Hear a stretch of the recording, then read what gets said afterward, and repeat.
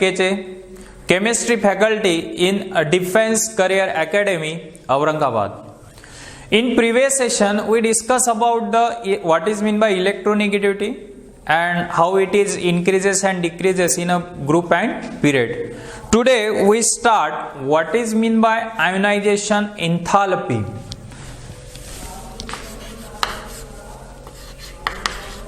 Ionization enthalpy, or we can say that energy also, or potential, and it is denoted by delta H, correctly. Now what is the definition of ionization enthalpy? So I will write here the amount of energy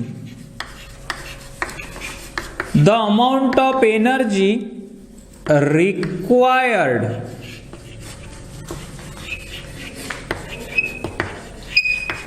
to remove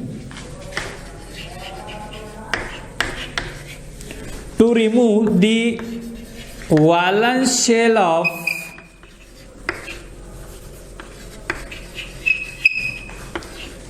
electron is called as ionization enthalpy.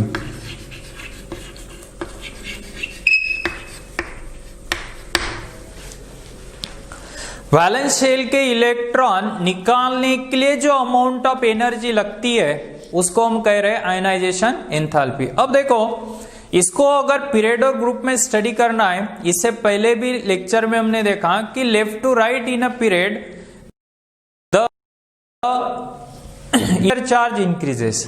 If effective nuclear charge increases, so obviously in period left to right ionization enthalpy also increases. Why?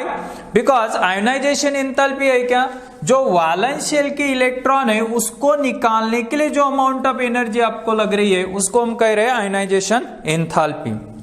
और आपको पता है कि left to right period में क्या हो रहा है, in period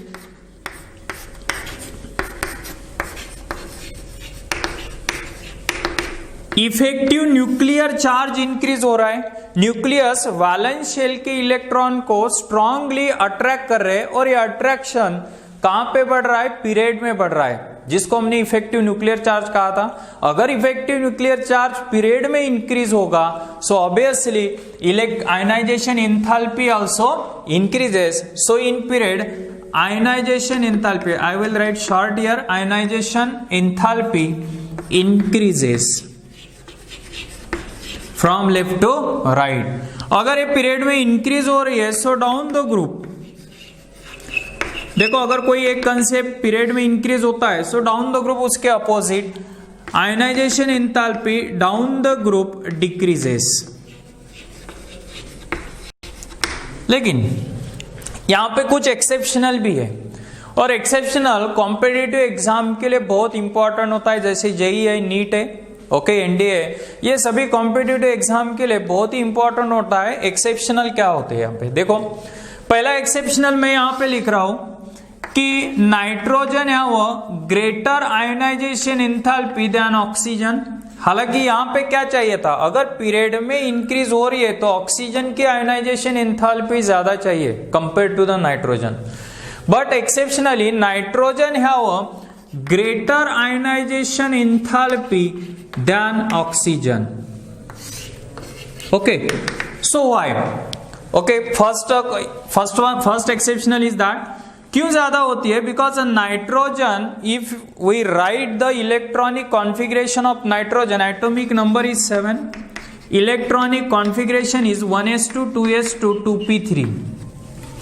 Now see here, p orbital is half filled. यहां पे देखो p ऑर्बिटल क्या है, हाफ फील्ड है, क्योंकि p ऑर्बिटल की कैपेसिटी कितनी इलेक्ट्रॉन की होती है, 6 इलेक्ट्रॉन की.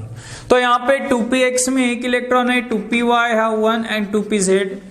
1 electrons are present, correct। मतलब यहाँ पे 3 इलेक्ट्रॉन प्रेजेंट है p ऑर्बिट में, तो ये हो गया half filled and half filled orbital is stable compare to the general electronic configuration, stable होता है।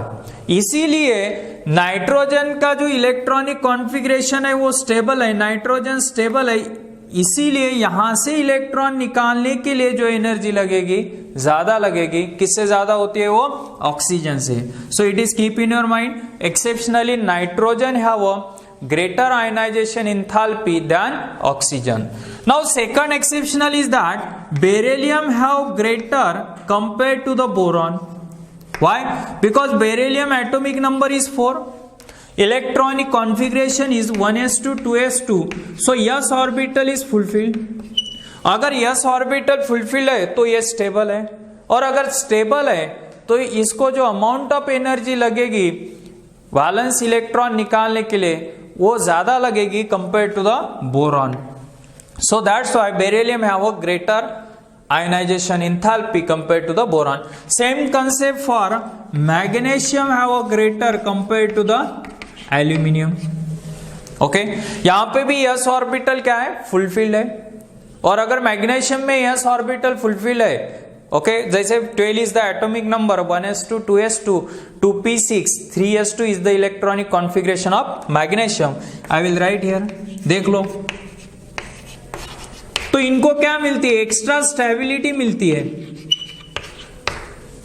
और अगर एक्स्ट्रा स्टेबिलिटी है तो यहां पे जो अमाउंट ऑफ एनर्जी लगेगी वैलेंस शेल के इलेक्ट्रॉन को निकालने के लिए वो ज्यादा लगेगी compare to the general electronic configuration of the element. Okay, इसीलिए मैग्नीशियम की जो आयनाइजेशन एंथैल्पी होगी वो ज्यादा होगी compare to the aluminium. So it is a exceptional. Now last exceptional is that fourth one, del H3 is always greater than del H2 is always greater than del H1। Third ionization enthalpy कभी भी ज्यादा होगी compare to the second, and second is greater than compare to the first. Example के तौर पे कोई एक element ले रहे हैं, it gets converted into m positive, मतलब यहां पे जो इलेक्ट्रॉन निकालने के लिए एनर्जी लगी उसको मैं del H1 कंसीडर कर रहा हूं। अब m पॉजिटिव में से अगर इलेक्ट्रॉन निकालना है तो ये कन्वर्ट होगा m2+ में, और यहां पे जो अमाउंट ऑफ एनर्जी लगेगी it is the del H2, and इसमें से अगर एक इलेक्ट्रॉन और निकालना है so it gets converted into m3+, और यहां पे जो एनर्जी लगेगी वो हो जाएगा del H3। So always keep in your mind कि del H3 is always greater than del H2 and del H2 is always greater than del H1। Reason is that number of proton, कोई भी element हो, number of proton change नहीं हो रहे। अगर number of proton change नहीं हो रहे, चेंज कौन हो रहा है, इलेक्ट्रॉन। जैसे यहाँ पे कोई भी एक एलिमेंट कंसीडर कर सकते हो आप, जितने नंबर ऑफ प्रोटॉन है उतने यहाँ पे इलेक्ट्रॉन भी प्रेजेंट है, लेकिन बाद में क्या हो रहा है, इलेक्ट्रॉन कम हो रहा है, लेकिन प्रोटॉन तो उतने ही है, तो इफेक्टिव न्यूक्लियर चार्ज इंक्रीज होगा। If effective nuclear charge increases, ionization enthalpy also increases. So it is the fourth one exceptional. It is keep in your mind del H3 is always greater than del H2 and del H2 is always greater than del H1. I hope so you are understand. Now next topic we discuss in our next session, that is the isoelectronic species of ionization enthalpy. It is also important topic for competitive exam. Okay, thank you and have a nice day.